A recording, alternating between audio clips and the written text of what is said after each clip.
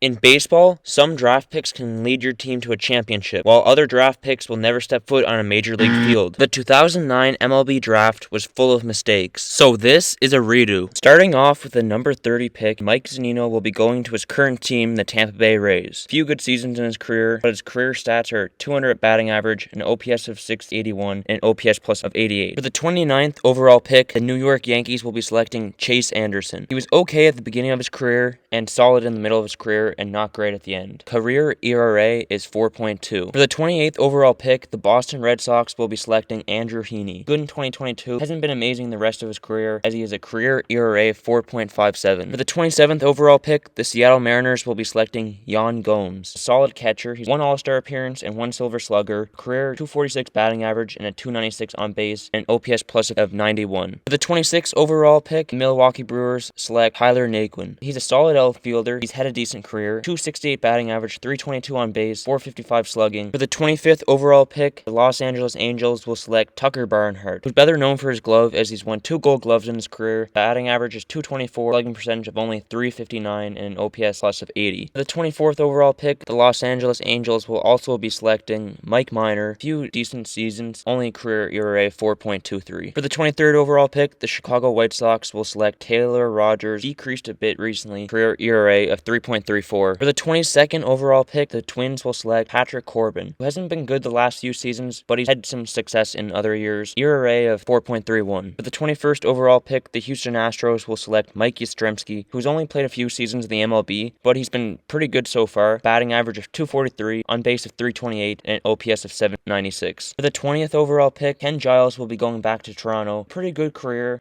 He hasn't pitched much since 2019 due to injury. ERA of 2.71. For the 19th overall pick, the St. Louis Cardinals will select Canadian James Paxton, who's had a nice career. He's had a no-hitter before, ERA of 3.59. For the 18th overall pick, the Florida Marlins will select Will Myers, 2013 Rookie of the Year. He's been better in his mid-20s, 254 batting average, 328 on base, 440 slugging. 17th overall pick, the Arizona Diamondbacks will select Brad Boxberger, who's a very good relief pitcher. He's also the only player to wear an emoji on the back of his jersey, ERA of 3.4. The 16th overall pick, the Arizona Diamondbacks will be getting another relief pitcher, Ryan Tepera. He's a very good relief pitcher, and he's underrated too. A career ERA of 3.51 and a whip of 1.113. For the 15th overall pick, Cleveland will select Mitch Haniger. Good career so far, only a few seasons, and he's had a 264 batting average, 338 on base, and a 481 slugging percentage, 819 OPS, and a 125 OPS plus. For the 14th overall pick, the Texas Rangers will select Randall Grichuk, who's ahead of Haniger because more MLB playing time, on base of only 294, and an OPS plus of only 102. For the 13th overall pick, the Oakland Athletics will select